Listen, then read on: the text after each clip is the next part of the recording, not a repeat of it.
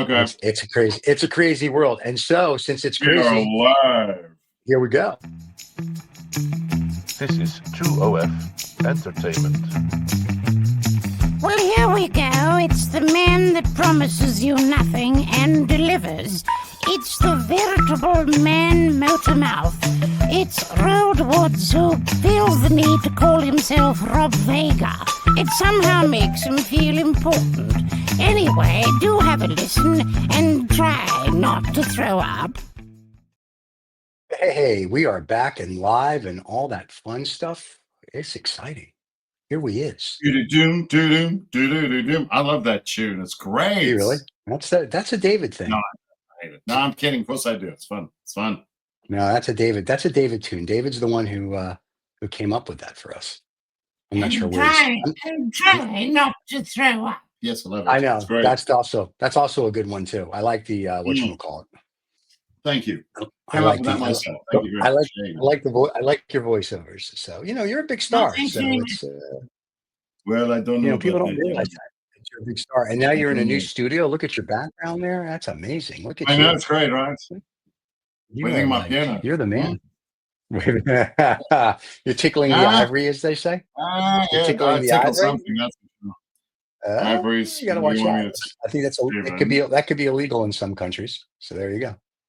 Yeah, well, I'm not going to go to those unfriendly places. All right. Only the friendly places. Gosh, Steven, what do we chat about? The world is you know what I don't want to do? This is what I don't want to do. I don't want to. Okay. I don't want to go down the same alleyway, the same thing, the same. I don't want to do that. Okay. It's tempting. I mean, my God, it's tempting. You know which alleyway I'm talking about. Yes, I do. Great. I'm glad you do, because I don't. No, I'm kidding. What should we do? Let's all right. But having said that, it'll be so much fun. So having said that, let's complain about this. Let's see. Right. So here's the thing. My daughter is actually getting married soon. And congratulations. Thank you very much. It affects me in zero ways, but no, I'm kidding. No, it does, of course. I'm very happy. But the weirdest thing is I've now gained a daughter. In case anybody doesn't know, yes, she likes ladies, and that's who she's getting married to. But the lady she's getting married to is an incredibly bright woman who sends me all kinds of thoughts, which is quite nice. The one thing I value in people above all else, well, there's a few things. One of them is honesty. Don't bullshit me. You can tell me. It's fine. You don't know if you don't like me, great. But don't tell me you do like me and you don't. Something like that. Right. I don't like bullshit. I'm an only kid. I didn't grow up with layers and layers upon layers and schmoozing, and which is a bit of a problem when you're in media. I've got to tell you. That is an issue. And it's probably why I banged my head in media for many years, left it, did the voice thing, went back into radio. And what do you know? I've learned to schmooze and things have changed. Okay. But I still don't like bullshit. Right. That being said, she sends me these things which are really terrific. And the other day, I thought, should I bring this up? So she thought it was important to send to me, and I thought, all right. And it's this business of all this language, all these words that have been targeted and identified by your kingdom, by your new king. And congratulations, by the way. You mean Elon Musk? Yeah, the new king. I'm not sure which king. I don't know. We have several. I don't know where the one king ends and the other one starts. To be honest with you, I don't know. I'm not sure. It depends which side is facing upwards. I'm not sure. I think that's what Melania says too. Anyway, go ahead. Great post by somebody the other day. First Lady of the U.S., Elon Musk. Elon Trump. I thought that was. Apparently, it got them bounced off whatever that new thing is, Twitter, X, Y, Z, whatever you want to call it. Because we have free speech here in America. I know you have free speech. Yeah, we do. Yes. We used to have a First Amendment.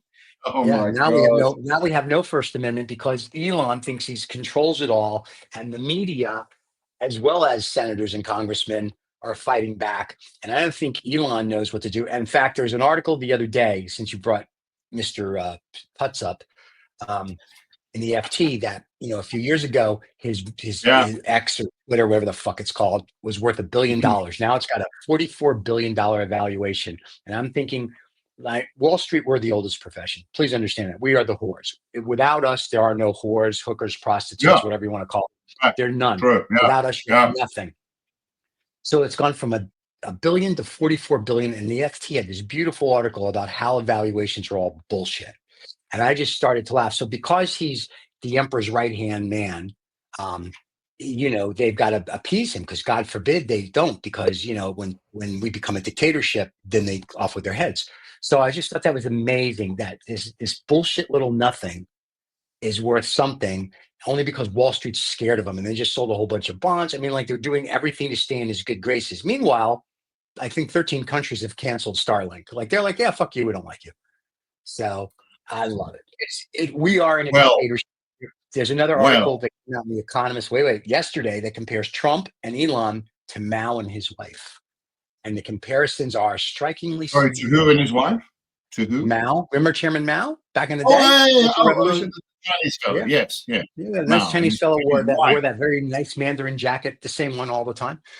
Right. So, and his wife. So that was his wife. And that was a very interesting article. And who's the wife in that relationship, and who's the husband with Donald and Elon? Trump's Mao, and then the wife would be Elon, because Elon is doing the Cultural Revolution, which is what the wife did under Mao.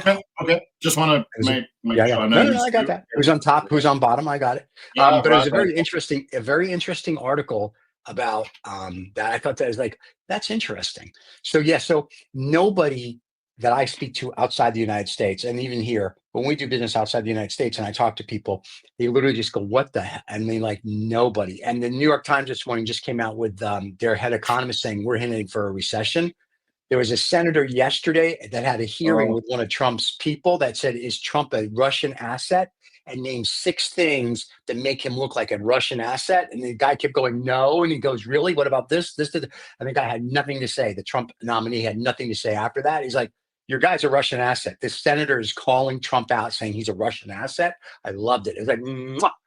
So I'm waiting for Spooks or Us to do something. I don't know. Maybe they want us to fall into the Russian thing, but all those guys, no, I don't think so. I don't know. At least you haven't thought about any of this.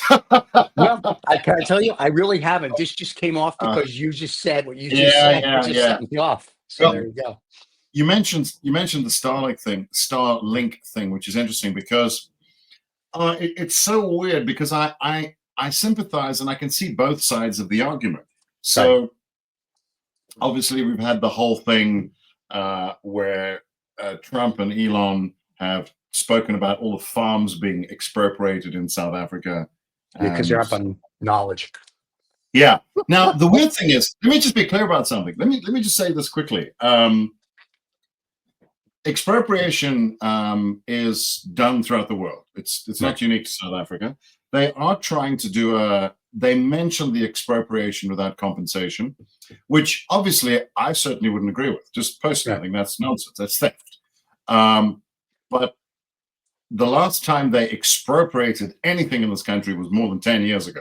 So nothing has happened. Believe me, there are a lot of farm murders and things like that which have taken place, which I'm not a big fan of. So the thing is, I've got a foot in both camps. I can see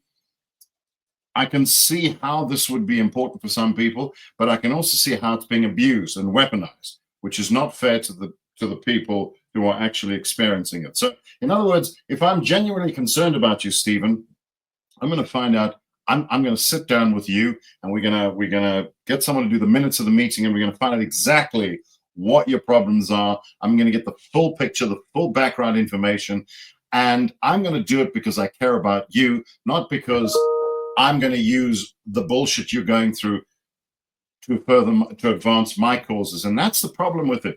Some of the things they raised, weirdly enough, with the executive orders about South Africa, I understand them. I get the concern.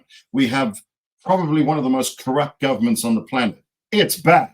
But here's the weird thing. This government isn't interested in color. They are green. Right. They're interested in green. Yes. It's not a black-white issue. Black and white people in South Africa have been affected by this government. So I get that. I get why. So there is a problem. There is something that they've latched onto.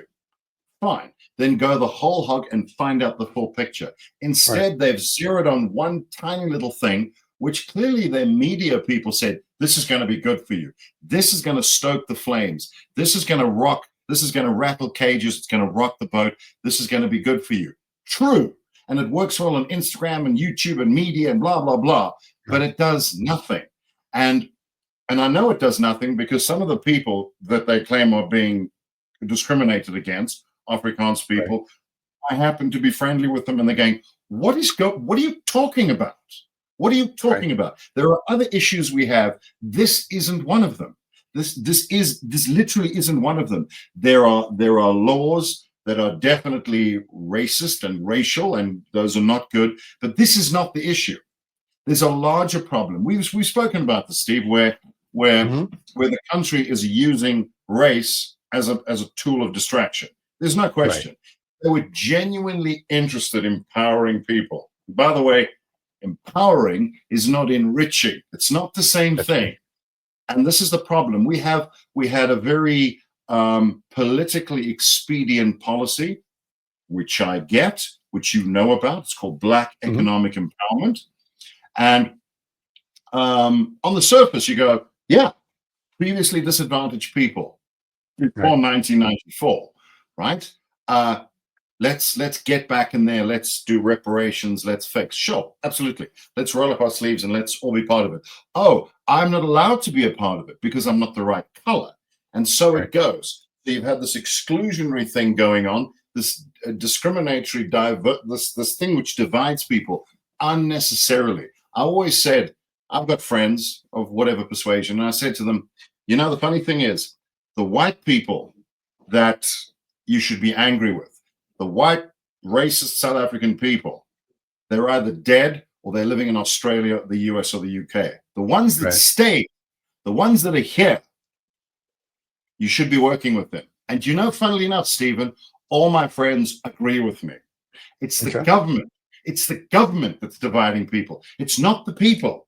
The people are like, let's do shit together. But we have these policies. Now, I bring that up because there are some issues there. There are some policy issues. There are laws that are very questionable. You have to have so many people that look a certain way, and that's one of the reasons why Starlink, which started the thought process, that's why Starlink isn't in here. And strangely enough, I can't believe I'm going to say this, I agree with Elon on that one. Why should he bring his business to South Africa when he has to give 30% of it away? For what? Because of the way you look. I've always thought that's what we were trying to get away from. It's what's here. It's not what's here.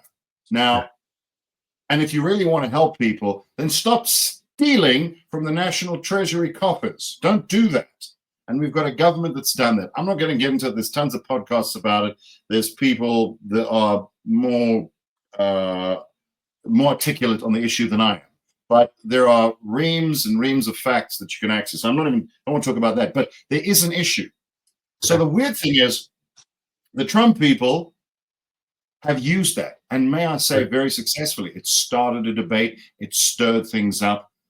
The problem is it's not going to change anything. So the white Afrikaner farmers who for some reason they singled out as being victims of genocide or needed to be assisted, that may or may not be true.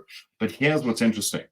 Some of the policies, the AGOA agreement, the AGOA agreement, which I think you probably know about, which gives South Africa access to American markets, tariffs, whatever, blah, blah, blah.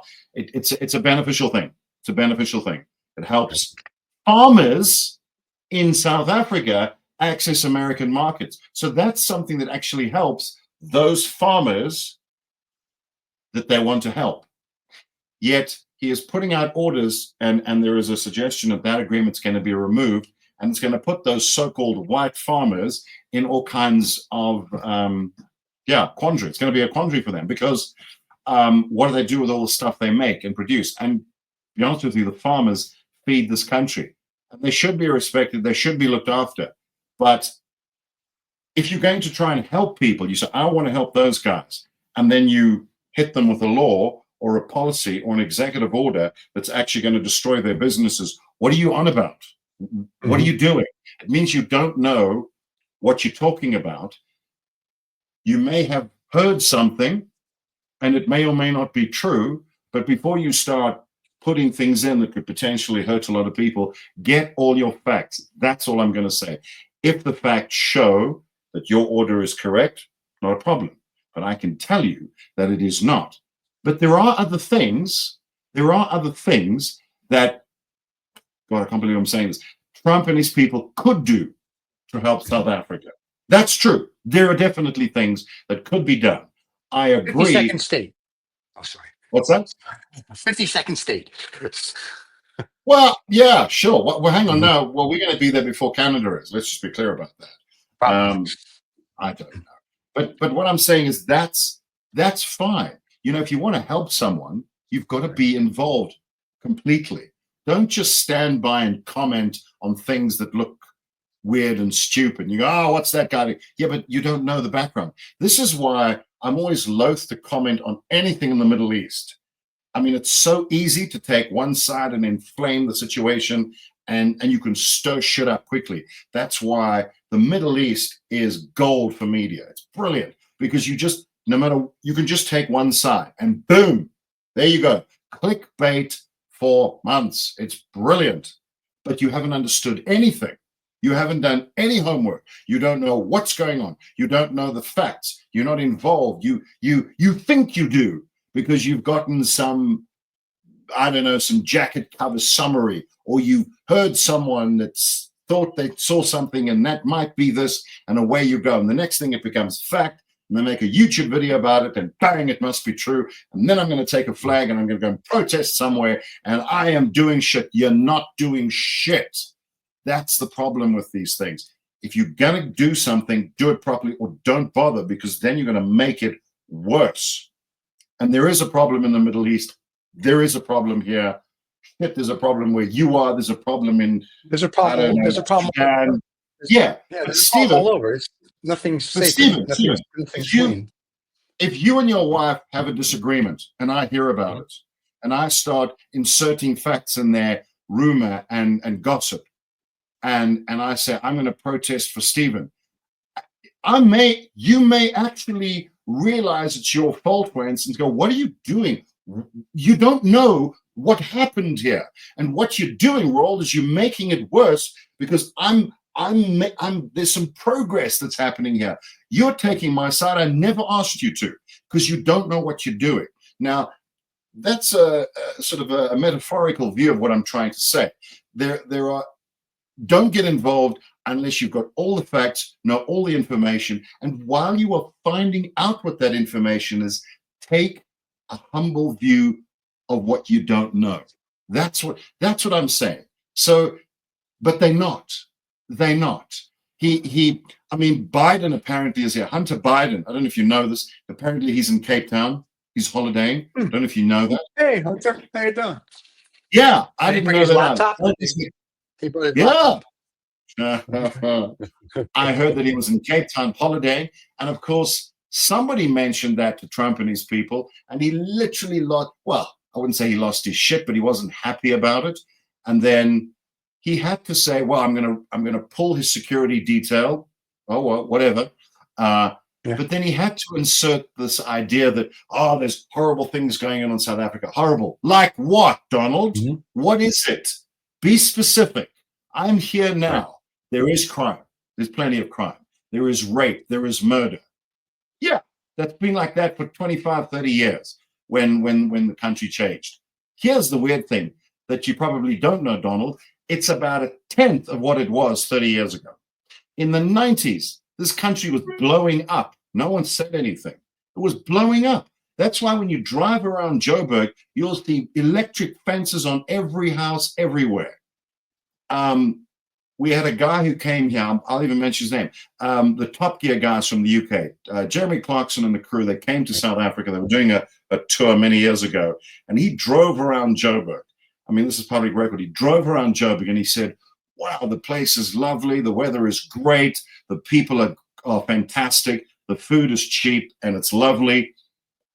But what's with these electric fences? I'm fine. It's safe. Now, I would say to you, it's safe. Can something happen? Sure. There are no guarantees. I can tell you what areas to avoid. I can tell you what not to do. Don't leave your window down. Be aware. But this is stuff you would tell anybody anywhere in the world, in any country. Now, do we have a particularly high murder rate? I think we probably do. Have I seen any of it? No. But I don't go to all the stupid areas. I'm careful. I watch where I am. I keep an eye out. Are all black people violent? Hell no. In fact, most of my friends are very friendly and they're frustrated by it. If you went to someone like Trump and said, what do you think? Is it a shithole country? Are all black people all killing each other? He'd probably say yes. And you go, you don't know what you're talking about. You have no idea what you're talking about. And therein is the problem. He doesn't know. I don't even know everything about this place. And I live here. So, you know. That's okay, because most Americans know nothing about America, so you're fine. Don't worry about it. But the problem is that JD Vance and they talk through their tuchus. They don't talk through their mouth. And that's has a lot to do with it. Like if you're just talking out of your ass, you're just talking out of your ass. So, you know, it's and remember, to your point a few minutes ago, it's all about sound bites. All they need to do is get 3 or 4 sound bites out, whether it's on YouTube or TikTok or this or that, and blah, blah, blah, blah, or the news, and the world's perception is, oh my God. So when people actually like watch and listen to the show, especially on the podcast, we'll get notes from people going, I didn't know South Africa was okay. I'm like, yeah, well, the guy's from South Africa. He's sitting in South Africa. You should probably know South Africa is okay. And I'm fascinated by that. People just literally take what the media says. Even when the Financial Times or New York Times or the Journal or the Economist say something, I try to fact check it somewhere else. No, I'm saying that they're not, listen, most of them are 99.9% right. There's that 0.1% you just don't know. It's always good to have like 4 or 5 reference points. So, but the president of the United States and the vice president, Dumb and Dumber, they should, when they make a statement, at least have, I would like to say, 90% of their facts. I mean, most of the stuff they say is 90% wrong. So it's kind of like, all right, so now when they're talking, nobody listens. I would say, if you're the president of the United States, you are, the job comes with the title, you are the leader of the free world. And if you don't want the job, that's fine. No one says you have to have it. But if you assume that mantle, if you go into that office and take the job and take the check or whatever that check is, but you take the title, put the little pin on and go to the White House and do whatever, there's another one that goes with that, and that is the leader of the free world. You are the leader of the free world, not the boss. It's not the same thing. You're the leader, and a leader serves people. You are an elected official. You're a civil servant. That is what you are. You're a very powerful civil servant, but there are God knows how many million people that have given you that power. You don't have that power. So you have been entrusted with that. And it is up to you, if you take on that job, you don't have to know everything. You've got access to all kinds of information. You've got intelligence briefings, blah, blah, blah. But if you don't know what you're talking about, don't talk about it. That's it. It's fine. And that's the issue. No one expects. I've always said this. I time and time again, because I've lived in the US, because I've lived in the UK, and I've traveled a lot, I know a bit more than maybe some of the people here. That doesn't make me any better than them. It just makes me more exposed to other facts.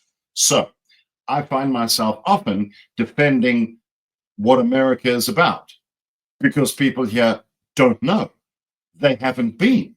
And they say things like, oh, I bet Americans don't know where South Africa is on a map. And I go, well, tell you what, why don't you find Wyoming on a map? Good luck. All right. So shut the fuck up, because why do Americans need to know where Pretoria is and stuff? They don't need to know, which is fine. It's okay. You don't have to know. But if you start talking about things you don't know about and then inserting executive orders and strong opinions, you look like an ass, which is fine, except if you're the president of the United States. Now we've got a problem, because unfortunately or fortunately, what you say feeds into the minds of so many people who then just assume that's fact. And therein lies the danger. Now, I'm not going to sit here and tell you everything is perfect, but you've traveled, I've lived in several countries, and there are myriad problems here. Sure. Okay. Good. And if you want to help me with them, then roll up your sleeves and come. Otherwise, stay the fuck out. It's none of your business. I'm pretty sure that if our president, who is, yeah, I'm not even going to go there, probably one of the most ineffectual leaders this country has ever had. I mean, Mandela, Madiba, as we call him, is literally spinning in his grave right now, what we have. But if he went on, I don't know, we had an ambassador guy who did this recently, as you know. But if we had, I'll get to him in a moment, but if our president went on the national stage and said, oh, I'm just pulling shit out of the air here. We're not going to send any more meat to America or give them anything because, well, they I don't know, they're not letting, I don't know, Jewish kids wear skull caps. What the fuck? You don't know that. I don't know. We're going to make that a short, by the way.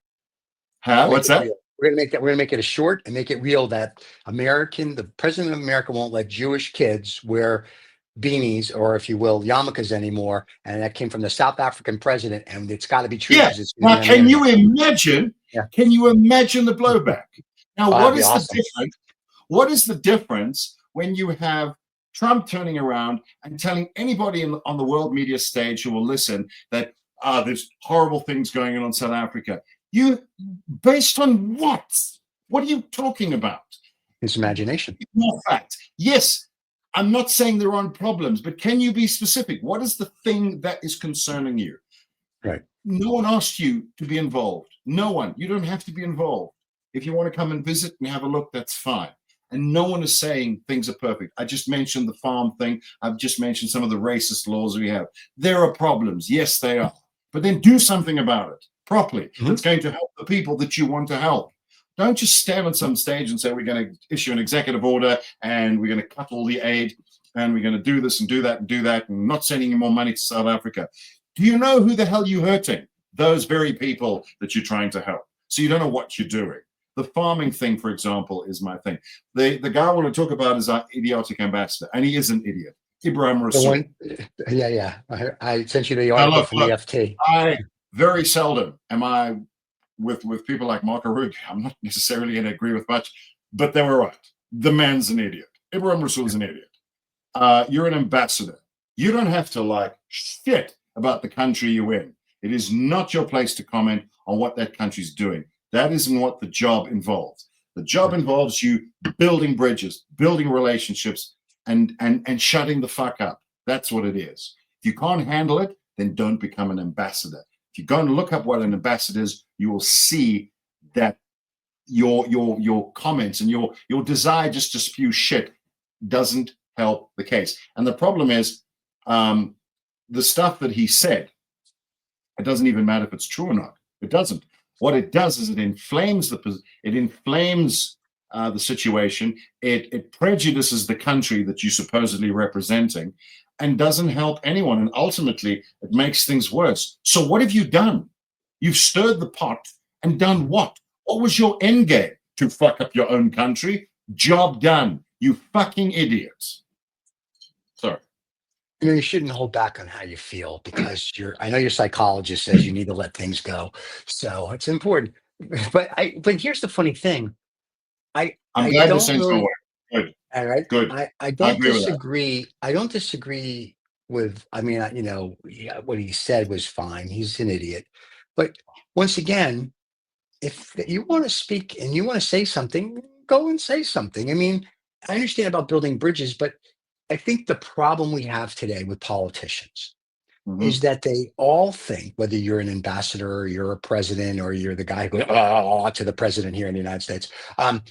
The problem with that is that everybody thinks they need to get their 15-second soundbite out there for whatever reason, instead of to the extent the good old days were the good old days because people couldn't, when they said stupid shit, the press would be like, we're not going to print that. You're an idiot. But now, because of social media, because of TikTok, and because of YouTube and Twitter and I don't know, all the other shit that's out there, you can literally just get on and go, I boom, boom, boom, boom, boom, boom, or you're giving a speech and people record it and then they just put it out, and then some of them edit it so you look like an idiot. So that's the problem with today. It's like you never get the full story anymore. You get this snippet, like the senator who was saying Trump could be an asset and went through all this. Someone actually sent me the clip, and I went to C-SPAN and found it the whole 15 minutes. So I'm like, well, that's pretty cool. So I mean, like, okay, thanks for sending it, but now I have to go see what it's all about because, I don't know where it comes from. And I'm like, that's the issue is we live in a society today where most people can't think past 30 seconds. So when you have to read something or watch a clip that's like 2, 5, 7, 30 minutes long, oh my God. And it's not like these people are curing cancer. They just want to get to the next clip. So stupidity is rampant. You know what I mean? And to your point earlier, yes, our president, our vice president, all the morons that they're putting in, they're all civil servants. They seem to forget that. They seem to think they're in 1930 Germany and that we are beholden to them. And it's the other way around. I think the American people forget that as well, that the government's beholden to us, not the other way around. Like we ask them, like the people are like, boom. So if one day, if 300 million people go, you know what, fuck you, we don't need you anymore. Like we don't give a shit. We'll have the local government. We need our police, we need our fire, we need our mayors. We'll pay the local taxes, but we don't want a federal government. What are you going to do? I mean, like it's this whole, and I think they forget that they're there because of us. Now, I know that they all think they're dictators and that, they're going to be 1930 Germany with some of the statements they make about freedom of speech and about protesting and all this other stuff. But at some point, the chickens do come home to roost. And I don't think that this administration gets it yet. I know, and I think we talked about this, when the Republicans are having their town hall meetings, they're getting slammed by everybody. Like they're all like, what the heck? Go ahead. But yes, down the hall to the left. I'm going to say this. I've watched some of those town hall meetings, and I hear what you're saying. But I'm going to give the guy credit for being there and taking the punch. I agree. Yeah, because for me, that's what. If you're a politician, you should be taking it on the chin. Unlike Donald, you can't even fuck if you even slightly disagree with him. But I want to just say one thing, which I'm not an American, but I seem to know, like you, I've told you. I seem to know more about America than a lot of Americans, which is really quite sad. Even maybe the president, which is disturbing. And I'm not saying I'm a great expert. The Russian asset? Yes, the Russian asset. I'm not saying I'm a great expert. But there is one thing I do know about America. There are 3 branches of government. 3, the legislative, the executive, and the judiciary. How am I doing? Yeah, so far so good. Oh, it's my green card. Well, okay. So there's your 3 things. It was designed, in the 1790s, I think, somewhere around there, 1780s, 1790s.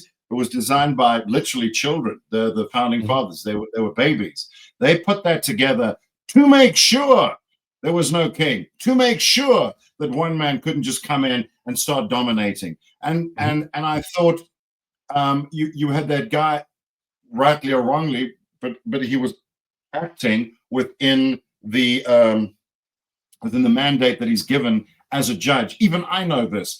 They wanted to send those immigrants back, and obviously, look, the Venezuelans or whatever those gangs. Right, the Venezuelans, right. I mean, there's some nasty people, and I get why you might want to get rid of them. Sure, I'm not. That's another discussion.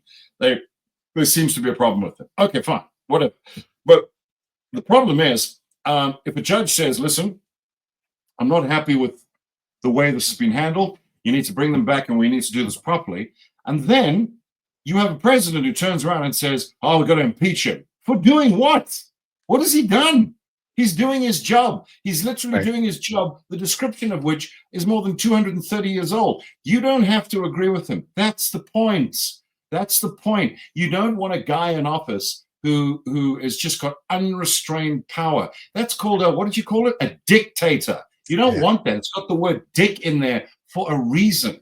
Now, even if you love the guy, you don't necessarily want your guy, even if you love him, to feel like he can do fucking anything. You want your politicians to be nervous. You need those 3 branches of government. It's a very good system, if I may say, and it balances everything. So often you have said, "Oh, we're gonna, we headed for the last election dictatorship." I mean, you're partially joking, or maybe you're not, or maybe you're dead serious. But I do believe that the way the American system is designed, that's not going to happen because of those three branches of government. It's this constant check. Is it perfect? No. But what does worry me is when, what do you need? Like the whole of the Senate, 87 votes and another 6 Democrats to impeach a judge. What a fucking waste of time. And the guy hasn't done anything that is improper. He has done his job. The thing that he was elected, appointed to. And tell me if I'm wrong, Stephen, they are appointed for life for that reason. So they don't have, there's nothing, they can't be influenced. They're just like brickwork. Boom. You can't get rid of me. That's who I am. Make sure you put the right guy in. That's another discussion. But in he goes, and he does his job. And then you have the president. It's quite dangerous when you have the president saying, I'm going to impeach him. And imagine if they get that right. That means then maybe you're right. The gig is up. There's a whole branch of government which will be eroded. The judiciary. But Roosevelt tried to impeach a judge that didn't go the way he wanted it to go. And the Supreme Court was like, no, that's not how this reads. Roberts from the Supreme Court said to Trump, what Roberts said to Trump from the Supreme Court was, no, Mr. Trump or President Trump or whatever he calls him, you're not, because he did his job. It doesn't work that way. So it's nice to see the Supreme Court actually get a set of balls, because I know they all suck his, you know what. So it's good to see the Supreme Court actually going, no, it doesn't work that way. Now, the judges, which is really funny, the judicial is the one who's keeping everyone in line. There's another judge who said Elon Trust, I think, broke the constitutional law with his firings and whatever he's doing at Doge. He said, because they're not appointed by the people, and what they're doing, you need to be appointed by the people. So now the judicial is going after Doge, going after Elon, and all these other people. So I'm finding it interesting that the checks and balances there. Now, there's still people that love Trump is great. That's good. We're going into a recession. According to the New York Times, we'll be there shortly. And everybody like me that has a clue, we already knew that. So he's not making things better. He's making it worse. And a little bit of pain is fine, but you can't run on, we're going to make it better day one. No, it would be like, it takes 6 months to a year. They haven't really done anything except disrupt the running of our government. Another judge said everyone that was fired at USAID has to be brought back, even for temporary, because it was done unconstitutionally by Musk. So everything that they've done, they've literally screwed the pooch.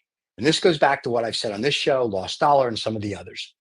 If you would have brought in somebody with a brain, some IQ points, not the South African idiot, and you would have said, like you said, and they would have said, we want to make government more efficient, clean it up. And you did exactly what I said. First of all, they went A, B, C, D and stop. They didn't go all the way to Z. You go into USAID and go, let me see all the money we're spending. You can go line by line and go, no, yes, no. And then go, great, we've cut out, I'm making up a number, 3 billion, 10 billion, whatever the number is. How many people do we really need now to run this department? Oh, great. We have 1,300. We only need 1,000. Get rid of the 300.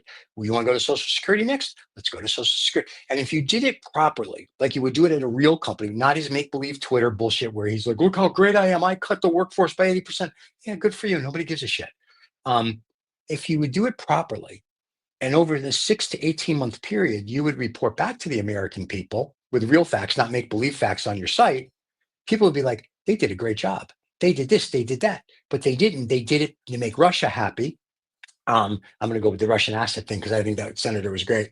But they did it to make everyone else happy and make the oligarchs happy. And you're pissing off, and I keep saying this, 300 plus a million people. And when they want to take a picnic, you're fucked. And they don't seem to catch that drift yet. I think the town hall meetings, and I say kudos to the Republican, whether they're the congressmen or senators that are going and doing it. Kudos to you, even though Mike Johnson says don't, because Mike Johnson's a pussy. But anyway, I give credit to them going to listen to their constituents, even if they can't even speak. I think they need to start, and I've seen some of the videos and the full videos or stuff on C-SPAN. I think they need to stop with how wonderful the president is and say, instead of saying, if I was a Republican right now and I went to a town hall, I'd literally start with, I know you're going to yell at me, so please let me just say, like, I'm so-and-so, I'm your representative.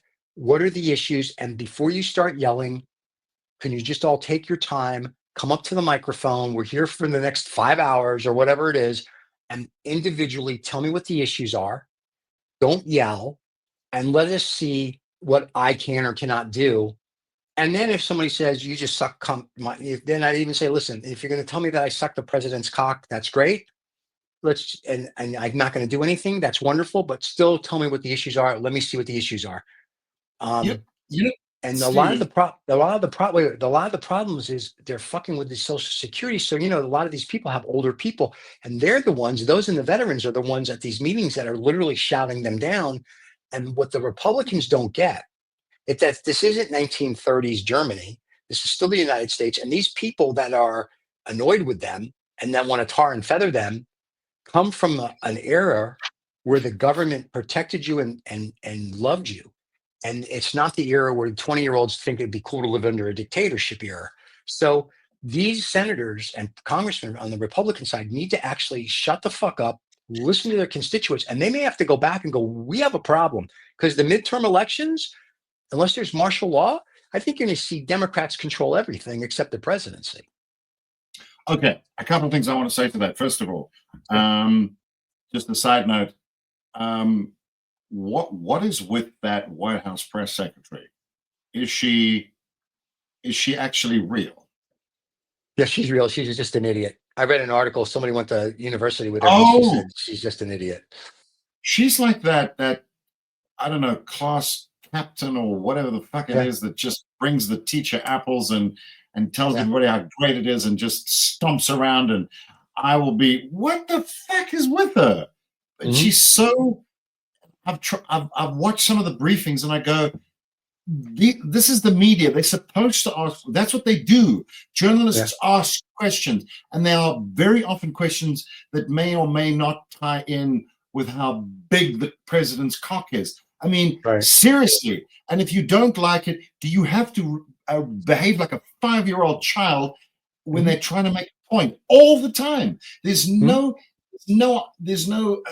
suggestion that anyone is allowed to question anything. You can ask a question, but don't question. And I go, is this a briefing or is it an announcement? That's what bothers me about it. It's such bullshit. It's not even the content of what's being asked. It's just the tone. I mean, Steven, you're a dad. I'm a dad. Your kids disagree with you. Your kids shout. I'm a dad? Oh, shit. All right. Let's get to Vietnam. I'll be home soon, kids. Anyway, go ahead. But I'm saying that you're a boss and you got workers. But what I'm saying is if someone disagrees with you, if you are in a position of leadership or authority, you're there because you're supposed to have a more level head, more experience, more knowledge. You can see a bigger picture. For you to jump in the trenches with the people, it's like, you've seen the meme or whatever it is, with the guys trying.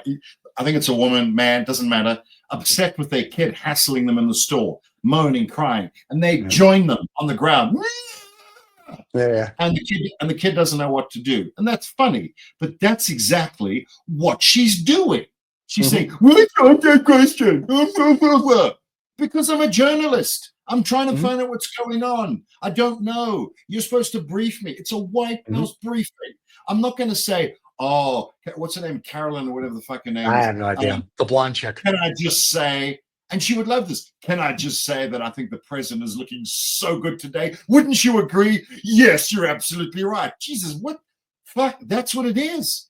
It's a pep talk or a company.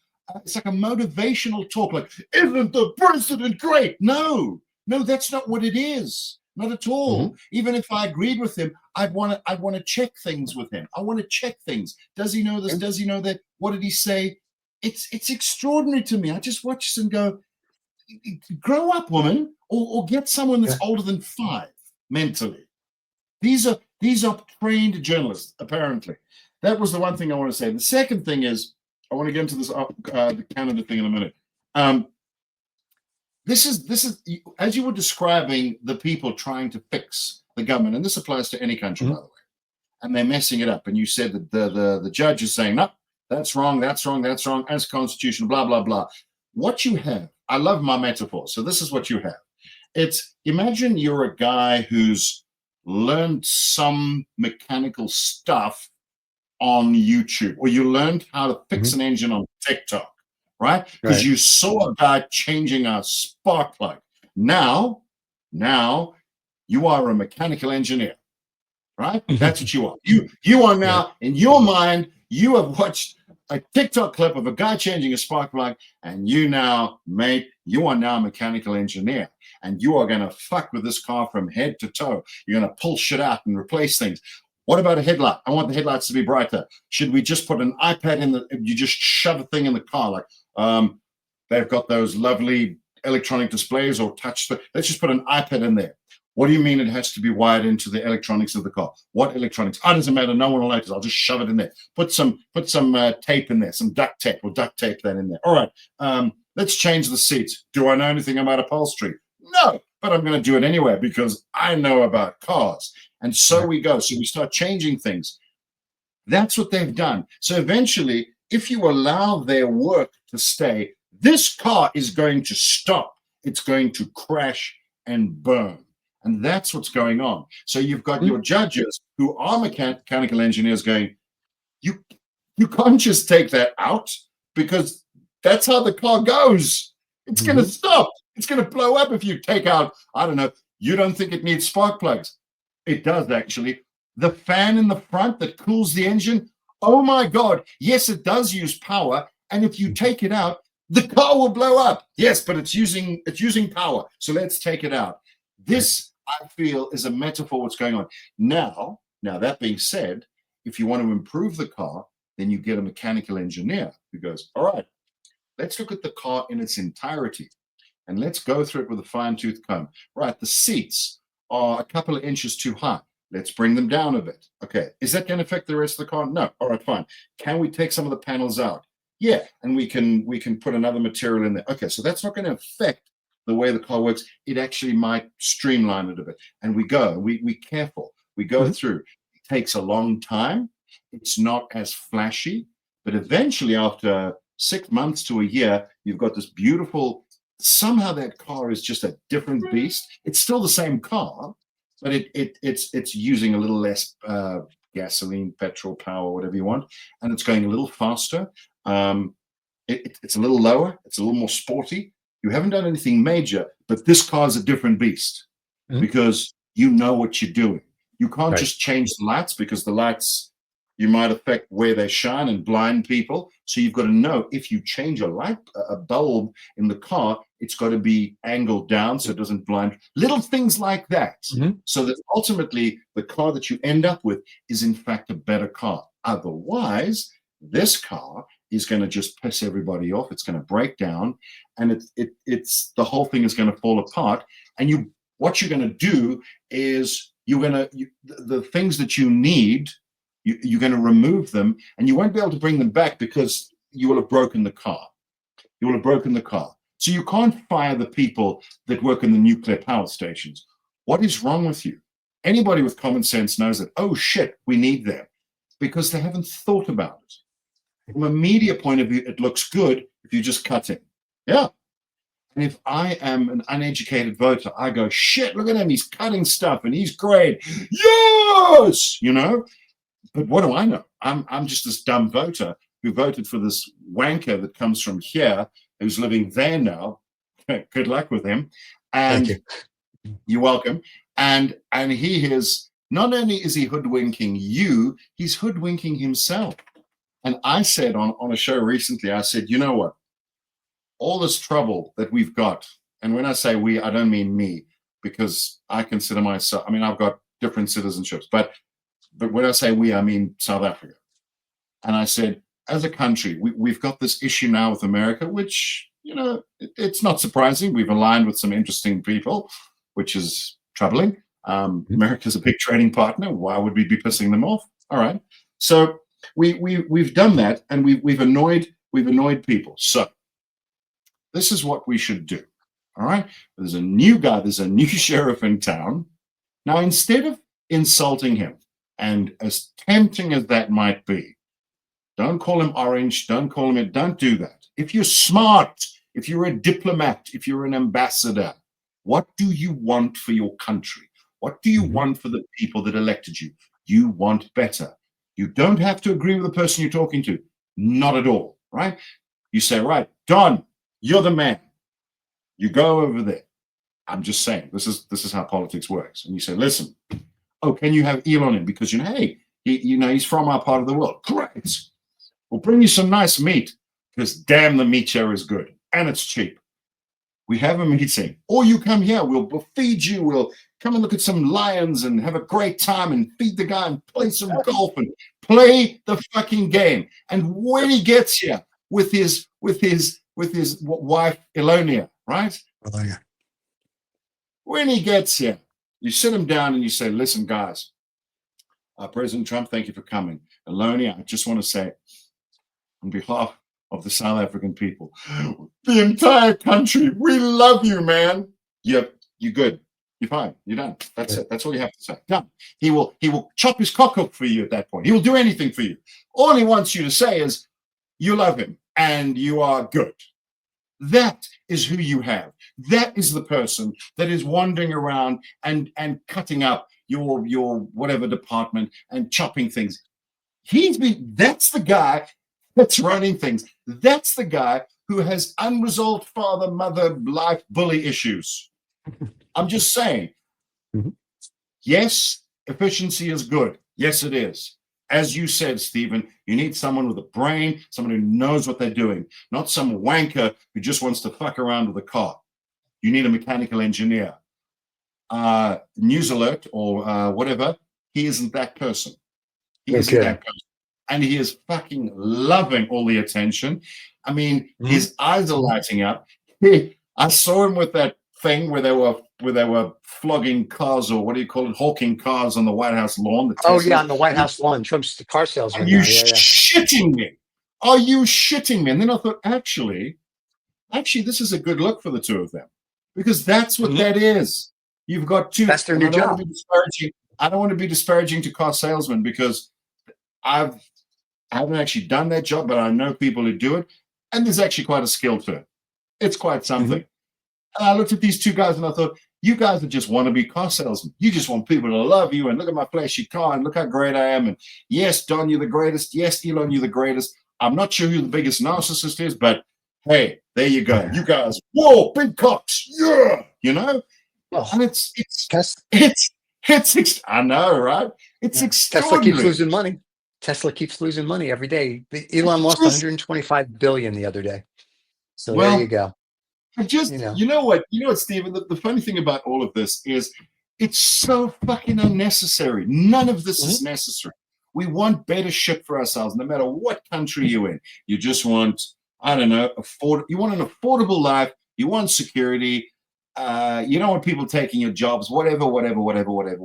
But if you don't study and educate yourself, the people will take your job because you're not qualified for it. Unless you're Elon. But I'm just saying, it fascinates me. This whole thing is totally unnecessary.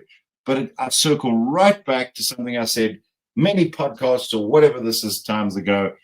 We hear now because we failed. We failed to listen to people. We allowed this bullshit to boil over on the stove. And now what you've got, there was a thing in the UK called Brexit, which you know of. And there was somebody who said something very, very astute. And they said it's not that necessarily the British people wanted to leave the EU. That wasn't it. That wasn't necessarily why they voted for Brexit. They wanted to throw, what did she say? A political hand grenade down the table and watch shit blow up. Because they were tired of being ignored, not listened to, being told who they were was wrong. And I will say, from the time I was in the US and years after, and maybe a few years before, rightly or wrongly, there was a big chunk of the country that said, I'm of whatever description, this is what I believe, this is who I look like, and no one is listening to me. Are they right? It doesn't matter. That's what they felt like. And now their guy is in charge with his bitch, and they're running things. And I have to say, based on the posts I see, they couldn't be happier. They're saying, we'll take the pain because they are cutting the budgets. We're all going to be wealthy again. Why should we send money around the world? Everything is going to be great. I just want to answer that question. I'll tell you why you send money around the world, because it's not to help people. Newsflash, foreign aid, managed properly, is not designed to help other countries. You fucking idiot if you think it is. It's not designed for that. I know this from an American perspective because I know people who are in those positions. What it's designed to do, back in the day when they started the shit, is to maintain American influence around the world for a national security point of view. That's what it's supposed to be for. There are bases in Japan, not for the Japanese. There are bases in Germany, not for the Germans. It's to maintain, you can call it world police, whatever it is, whatever you want to call it, there it is. It maintains influence. It maintains that position of authority. It maintains that position of credibility. Otherwise, America just becomes any other country.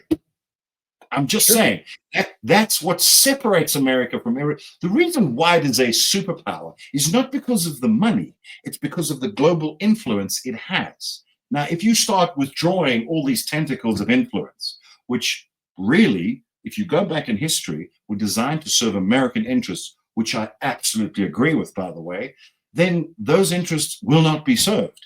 Then you don't know what the fuck is going on around the world. And it's a problem. Because then you've got a lot of toys. You've got a $19-20 trillion economy that everybody wants to, this is how people are, they want to break down and destroy. Let's say you have that view, because apparently Canada is trying to destroy America.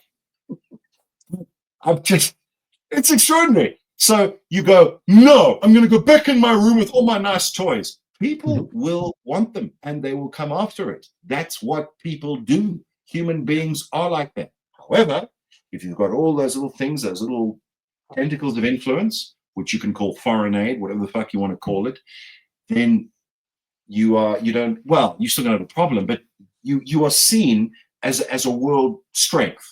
Yeah. But if you don't, so it's the same thing as I had an argument with a guy in a restaurant once where the service was bad. And by the way, I will say, American service in restaurants is good. You may not think so, Steven, but compared to here, it's phenomenal. So I had experience there when I lived in the States. Once or twice, things didn't go right. The guy would say to me, "No problem, sir, the meal's on the house, and here you are, and sorry for that." Because he understood that I didn't come there for the food. It's not about the food. It's about the experience of being with your brand. I want you back in my restaurant. I want you to come back. And you're going to tell people how they handled my problems so well, and then other people will come. If you think the restaurant business is about food, you're very mistaken. What I'm saying is, it's the experience. I can cook the shit at home, but I'm too lazy. I take my wife out. We need to eat that meal together. So there was an American guy running a restaurant here that I went to. I remember before I moved. This will be your last story because we got to go after this. I know. I won't. So he was running a restaurant here, and something was wrong with my order. And he came over, and I could hear the American chap and chatted. And I said, "Oh, I'm going to be moving there." And we had a long chat. So I remember him very well. He was a manager of a restaurant. Anyway, at one point, something went wrong with my order. So he came along and he picked it up and he says, "What seems to be the problem?" I said, "No, I ordered this and I got that." He said, "Not a problem. Are you happy with everything else on the plate?" And I said, "Sure, but I didn't want that," and blah, blah, blah. He says, "Cool." So he said, "I'm going to box this up for you." He went and pulled one off the line. So I didn't have to wait 10, 15 minutes for a new meal. He pulled one off the line. So I had a new meal straight away. He boxed this up. He said, "You can take that home, sir. That's yours. And by the way, this on the house, really sorry." Fucking hell. Yeah. I'm still talking about it 20 years later. And I just thought, that's what I loved about it. And I had that experience in the States. I didn't have it here. And I'm getting back to my point. You've got to look at what foreign aid is. And it's not about saving money. It's about exerting influence. And I do agree, though, you can't just be dropping money around the world. You need to follow that money and go there and see what's being done with it. Because the worst thing you can do with foreign aid, USAID included, USAID, whatever. I call it USAID because it's literally aid. But anyway, everyone says, no, I'm going to say USAID. Fuck's sakes, it says aid. There it is. Okay. And all these charity organizations that America has, I will say this. if you're going to go and dump money into third world countries around the world, fucking follow it. Send someone there. Take a team. Don't just give money to the local governments. Where do you think that money's going to go? Are you shitting me? Any moron can figure that out. Oh, that's right. If you haven't done your homework, you wouldn't know that because you think all kinds of shit is happening in the country. So that's what I'm saying. By all means, watch where the money is being spent, but don't pull it back. But at the same time, when you send the money out, I said this on the talk show when I was there. I said, when you send the money out, follow it. Go there. Make sure you know what's happening with it. And maintain a watchful eye over it. Otherwise, don't give it to them. You need to see where that money is going. You need the receipts. If they're not happy with it, then by all means, don't send the money. But as long as you know what's happening, because money is power. When you give money to countries, when you give money to other people, you're giving them power. And you need to be clear what they're doing with that power. Because it's like giving a kid a gun, and he doesn't know what to do with it. And money is the same. So I agree, funnily enough, with some of the idea that Trump has, we shouldn't be sending all this money around the world. Yes, right. without checks. I agree with that, but the way they did it is wrong. Steven, right. That's what's missing. Yeah. It's not the foreign aid thing. It's where's this money going? And then he reeled up a list of things that were happening. Well, whose fault is that? You've sent money around the world and you haven't followed up on it. Now they're using it for whatever. True or not. And a lot of that was wrong, but a lot of that was wrong. But it doesn't matter, Steven. My point is that's on the person giving the money. Right. I agree. Anyway, that's what I'm trying to say. By all means, follow the money. Give the money or don't give the money. But if you send the money out, follow it. You need to keep that influence. You need that because my fear is, I don't think this will happen. But if those tentacles of influence are withdrawn, America just becomes one of those other countries. Who's going to be that? Who's going to replace that? That worries me. There's a power void. There's a power vacuum. Russia and China will replace us. And that's it for this week. We'll leave everybody on suspense like one of those Saturday morning cartoons. Anyway, we'll see you guys next Thursday live. Rebroadcast on Friday morning. Don't forget to subscribe and like, and we'll figure out on next week's show who's going to take America's place as we go into isolationism. And there you go. All right, my friend, it's always good to see you. Everybody, thanks for watching and listening. We'll see you all next week. Cheers, everybody. Cheers, Steven. Thank you so much for listening to this Old Woods Rob Vega, whatever the hell he wants to call himself, fellow. You know, this podcast thing, it makes him feel very important, and he's a difficult fellow as it is to deal with. So thank you so much for putting up with him, and do take care.